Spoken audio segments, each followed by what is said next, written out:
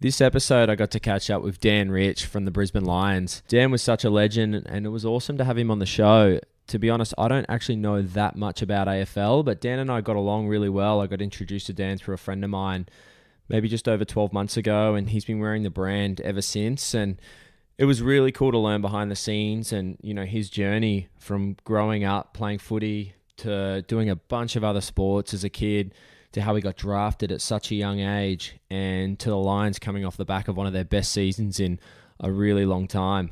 He chats about his training schedule, his hobbies behind the sport, and what he's studying in the future and his future after footy. So, yeah, it was great to have him. I really appreciate it. Such a ledge, and I hope you guys get a lot out of this episode. Cheers.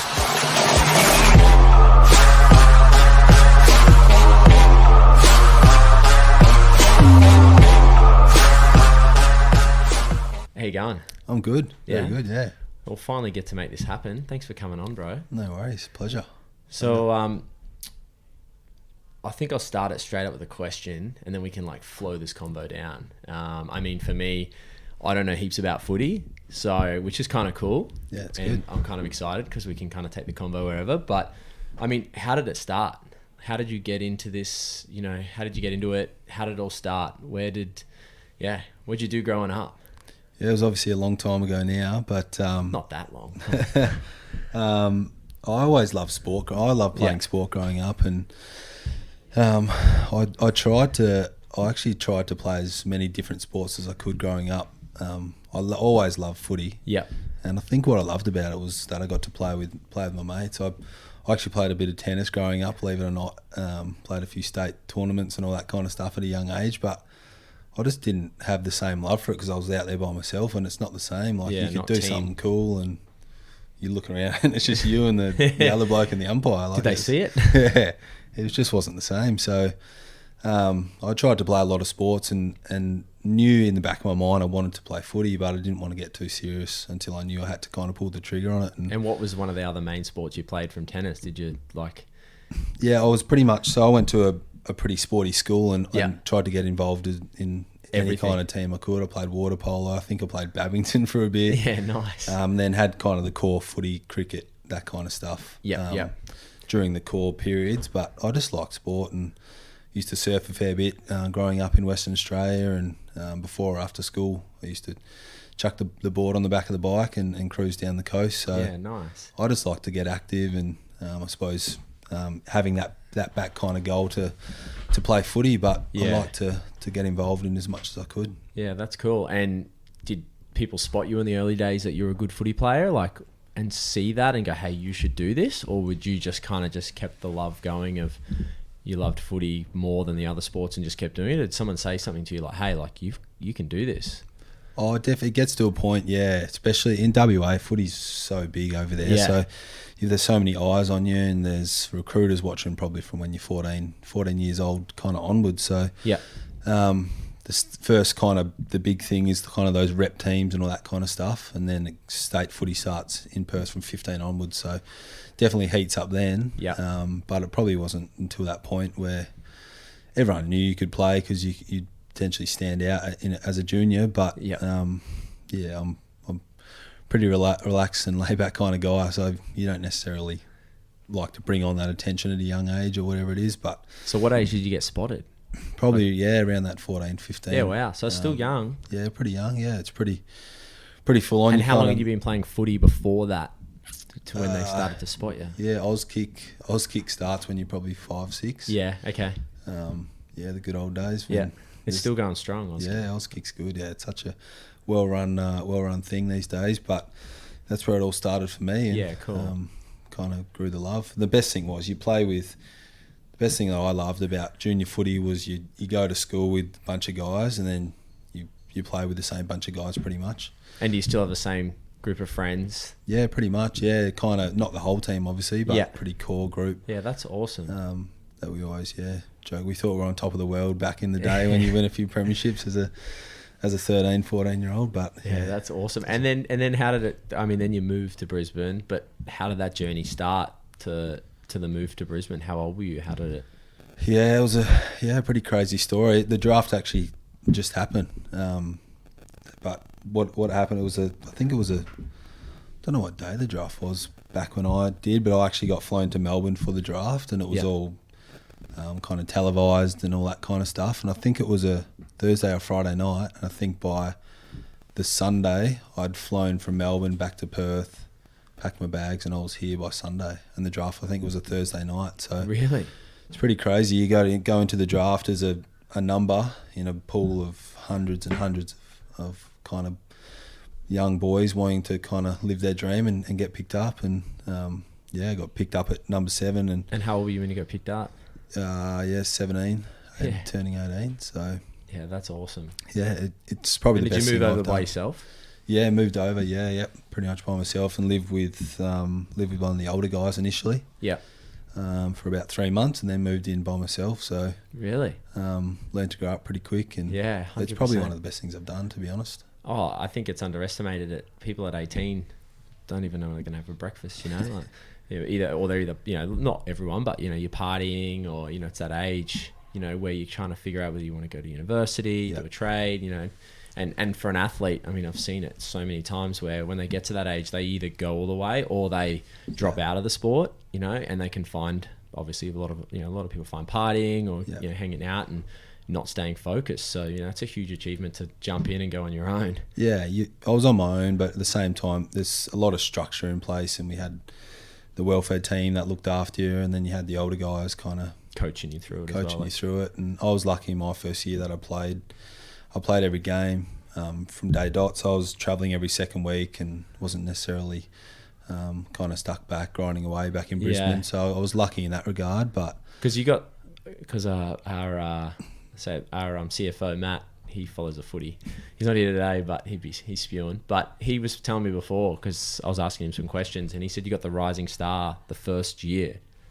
Back in the day, that was another crazy kind of experience too. It was normally you have to go down to Melbourne for the award, and we were playing finals in my first season, and I wasn't allowed to go down because we were in the lead up to a game. It was middle of the week. Yeah. So I was actually up at Channel 10 studios up on top of Mount Cootha, and I was obviously, if I was up there, I kind of got the inkling that I was pretty close to getting the award or whatnot. And I was up there with my coach where they do that. So we were sitting at the desk where they do the news for Channel 10. Really? It was kind of like, surreal. What's going on here? This is crazy. And I remember like kind of talking to my coach at the time, and then looked over and I saw there was a person and they had the medal and they dropped the medal. Like they were trying to hide it because it hadn't been announced, because it was all live, like a live stream. And they dropped the medal. Like, so I knew before it had been announced that I'd won, because I'd seen the medal like just there dropped in front of me. So it was pretty funny, but it was a pretty crazy time. But that's awesome. Yeah, it was a while ago now. And I mean, that's probably one of the biggest things. You've been with the Lions ever since. How many years? Yeah, it's the start of my 12th year now. So yeah, I've seen a few ups and downs along the way. But and I think that's something that's like, I mean, your loyalty to the team, and then everyone says, we weren't going to talk much about footy, but I got to ask a couple of questions, right, bro? Good, mate. But I mean, you had like one of your best years this year, and people say, it's funny how people say, it's you can be the oldest one, and you're getting older, but it's like that's when you start playing because of the experience you've drawn over the years to play your best footy. Would you say that? Like, there's a lot of different factors that go into playing well and bad and all that kind of stuff, but I think last year was probably my most consistent and probably best year throughout my career. Had a few decent ones early on, but early on you get a free hit, to be honest. When you're a young player, you get to come in and no one knows a lot about you, and you kind of, in a way, get to do what you like. And but then it gets harder, and there's more expectations through that kind of middle stretch. And then it obviously increases more and more. But you've learnt from those experiences as an older player, to be able to learn not only on game day, but it's most of the stuff that gets you to where you are on game day is done this time of year during the week and all that kind of stuff. So, as I said, a lot of different factors. But having said that, we had a much better year last year, which you guys had a great year individually too. So it's all big picture. This year. This year. I've moved on. It's not over yet. It's funny. You're ready for next year. Some people work financial year. Some people work Jan to Jan. I'm kind of October to October. Yeah. You're like, the year's done. What are we, 2020? Yeah. So. Yeah, cool. And I mean, from that, I mean, I know talking to the crew here, because they all follow the footy as well, you know, coming into next year, it's a pretty exciting time for you guys. I mean, how does your training schedule work? I mean, I'm super interested because I'm a big fan of training myself and into fitness, and we've talked about it quite a little bit when we've caught up for Brekkie, but what's a training schedule like for you? Like, how do you train? How does it work? Yeah, so if we talk about this, we could be here for a while, but I'll try to keep it simple. It's all good. That's what a podcast's about. We finish our last game and have about 3 weeks off. Mm-hmm. The first week goes lightning quick because of the review meetings. And so you only get 3 weeks off after the... Yeah, 3 weeks of rest. So 3 weeks of not doing much. Yeah. And then we basically get roughly 8 to 10 weeks of holidays, but you're back training, doing your own program that you get given and whatnot, which consists of early a bit of cross training with running, and then it builds just to more and more running. And it's typically just Monday, Wednesday, Friday with some gym and whatnot in between. I don't do a lot of gym. If I did too much gym, I wouldn't be able to walk out that door. But I've got to be careful. So I do a fair bit of the F45 cross training stuff. So as kind of coverage for my gym, which I really enjoy. And that basically gets you to where I am now in our program, where we start back. You're doing a lot of... Early it starts probably... I'd say 30% football training and then 70% running to get the numbers that the GPS guys, the physios, the strength guys all want to see. Yeah. And then it slowly ends up turning as a percentage 30 to 70 to 70 to 30 and then eventually 100% footy. So okay. but our guys are so smart and so diligent in making sure those numbers and loads are all kind of where they need to be. Yeah, so it's a real strategy. Yeah, it's a massive strategy to prepare your fitness levels for when you play your first game. Yeah, and strength training like early on to cardio to then more footy by the end of it. Yeah, it's funny. Like if we got pushed out onto a field now and said, right, we're playing a game, the boys you'd battle because it's so different. But then in season, if they said, right, we're doing the running session we did back in December, everyone would like blow up. It's funny how it kind of... And how quick you can lose it too when you take time off. Yep, absolutely. So yeah, and say a morning, say now, like say, I mean, next Monday you're back training, as we were talking before, but what does a day look like for you? A day in the life of a professional footy player? Each day is very different, but a Monday we basically early for training, training prep, we do a bit of craft stuff, which is like your individual stuff that you might want to do, and then you come in for a quick meeting, back out, and then you knock out your session, whatever it might be. Then we all meet at a pool right near where we train, do a bit of recovery stuff, have a bit of a break. Then guys kind of split off into their own off-legs conditioning, which could be boxing, could be a bike for some guys, could be swimming for some other guys, which is all run and scheduled and all that kind of stuff. And then we have I think it's a 3 or 4 o'clock meeting in the afternoon, and depending on what the coaches want to cover off, they cover off, and we're kind of done by 5 o'clock. So Mondays are pretty full on day. Then Tuesdays, might as well spit out the week while we're here, right? Yeah, let's do it. I'm interested in this because it's like, it's like everyone goes to work, and you guys are professional athletes, so it's like a schedule. How does it? It's fun. Yeah, funny. Some people think we're 9 to 5 lock in, or just train in the afternoons, like the kind of old school amateur footy. But it's not really like that. Tuesdays, there's a lot of things that get thrown in either side of program so you book in your own physio or whatever it might be. But Tuesdays generally just we call it hats, which is like extra touch in your weights group before you start your weights program. You do your weights, and then you're scheduled in for physio massage afterwards. So Tuesday's generally probably a 2/3 day. Yep. And then Wednesday's almost like the flip of the Monday. So you come in Wednesday and you're doing your off legs, whatever it might be. Yep. It's generally less leg stuff, so it's either a box or swim. And just more cardio-based breathing. Just all cardio stuff, yeah. And then you have a bit of a gap, and then we do like a night session. So you get there 3 o'clock prep, pretty much same as Monday, but you do it to the night. And then, nice. And that preps you for night games, I suppose. Is that why? Yeah. We play a lot of night games. So initially we were kind of mornings, but that's the biggest thing is when you're prepping for games, especially as a young guy, you got to learn what to eat in the lead up to a game, because if you're eating all your food in the morning to train and then it's different doing a morning session. You just wake up and have a light meal, eat what you need to eat, and then train. But in a game, we play a lot of 7 o'clock games, which you got to then have your 3 meals. Yeah, it's a bit of a fine art to. And then the nerves get you too. If you're nervous, leading up to a game. Yep. And you got to make sure you eat. Oh, I know. When I do events, every now and then, it's absolutely. like you're nervous and you got to figure out. Like I personally doing. I remember when we did the half marathon. It was like I made sure we trained at that time in the morning, because I was like, why train at night when the run's going to be at 6 a.m. in the morning? Exactly. And I'm only just a casual runner, but it's so for you guys, it's planning to the T, right? Like, yeah. Because the last thing you want on game day, whether it's a game for me or marathon for you, is like, oh, this is a shock. Like what's like a new feeling? Like, you know what I mean? You want to just be. Yeah, felt your like body's you've not used been to there it. 100 times before. So. Yeah. And then Thursdays pre-season we get off, which is nice. So we get the full day off, but you can come in and do physio or whatever. And that's when I like to get out and go for a surf or have a game of golf or whatever it might be. I find that's so important for me to get away. As a young guy, I kind of might not have done that as much, but now I've got to go do something on that day. Yeah, take your mind off it. Take my mind off, footy and what do you do whatnot. the most, surf or golf? Probably golf at the moment, unfortunately. It's hard when there's not many waves though. Yeah, when there's no waves or it's just that sometimes for me the drive in pre-season too.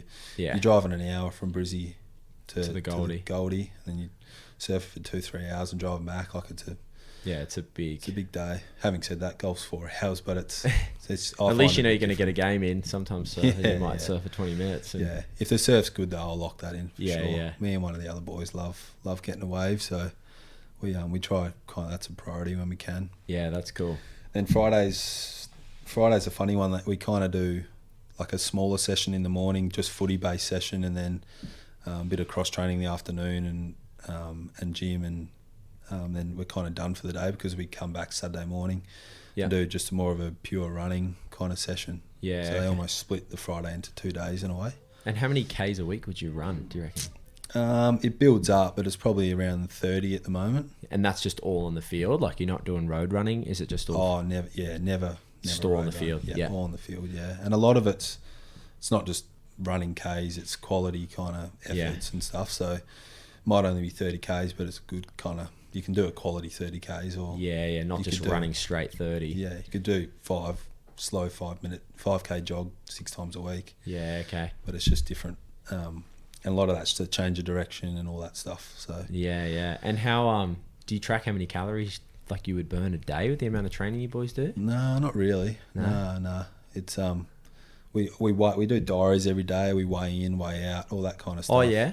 So a lot of two different sets of diaries that talk about sleep and all that kind of stuff, and then you can go through muscles and if you rate stuff here and there. And so they check your heart rate every morning or how that tracks to your sleep and things like that? You don't check your actual heart rate. You more do you rate your sleep out of a number and sleep quality. And it's always harder when there's a little one. Yeah, absolutely. Yeah, he's been good lately, but that's good. He gets up early, but I'm an early riser and I go to bed early, so yeah, that's good. I don't mind it. Yeah. Just when they're sick, it sucks. And what?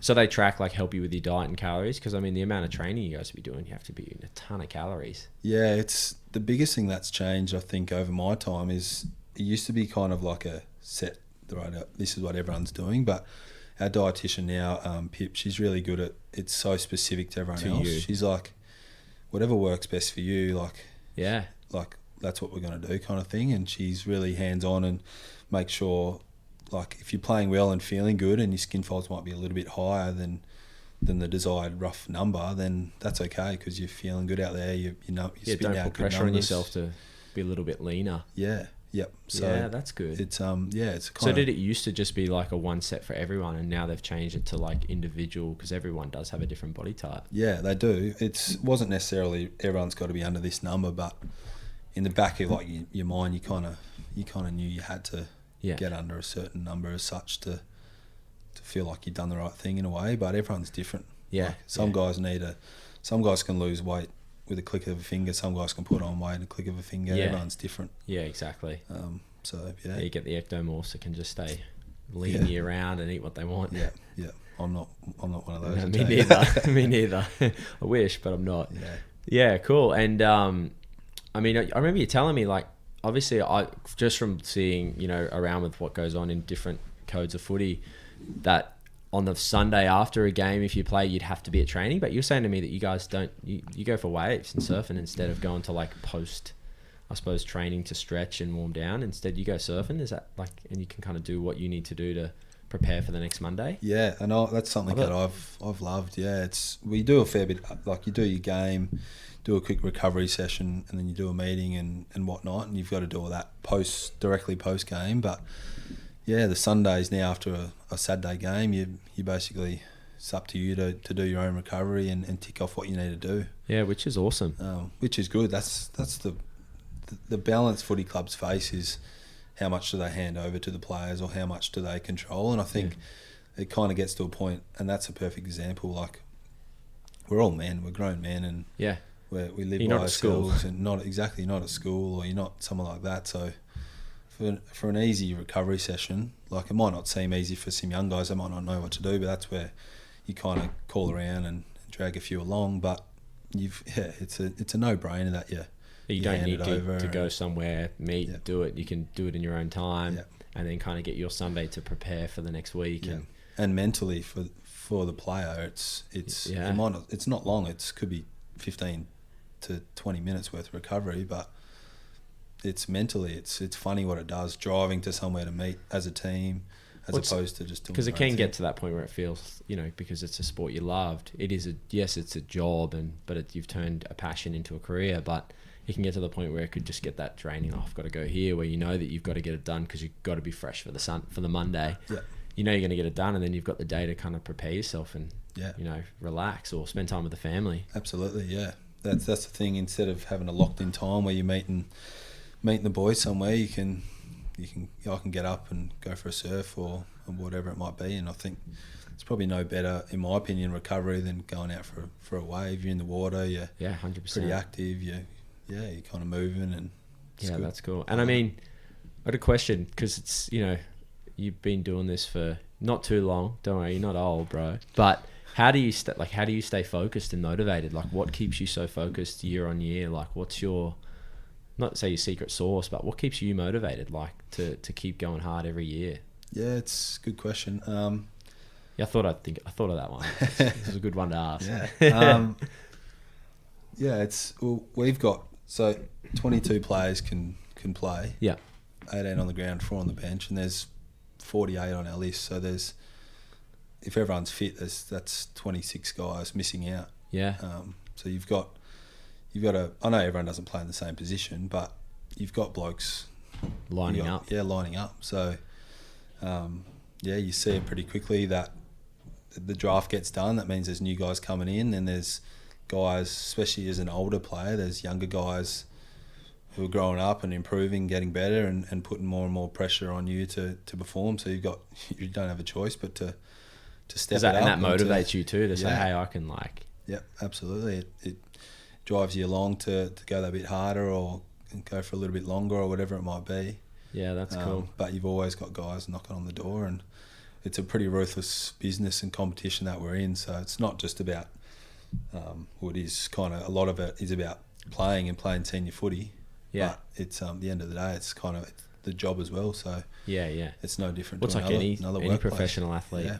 You're only technically as good as your last game, or your last race, or your last event, or whatever. Yep. So it's like, if you're not staying on, and it's a lot of pressure for people to stay on. I mean, it's the same in your career and your job. If you're not on, or you're not finding those ways to, relax, but then also be able to stay super motivated at the same time. It's a lot of pressure for everyone. Yeah. But that's why I find I have to do that stuff to keep me relaxed, because then when I walk through the doors again, I'm ready to go. Yeah. Haven't been thinking about it when I'm at home or whatever it might be. I'm a big one for out the doors. I flick the switch off. I'm still got footy back in my mind, but what I eat and all that kind of stuff. Yeah, that's your life. You grew up doing it, but it's more, there's other things as well. Yeah.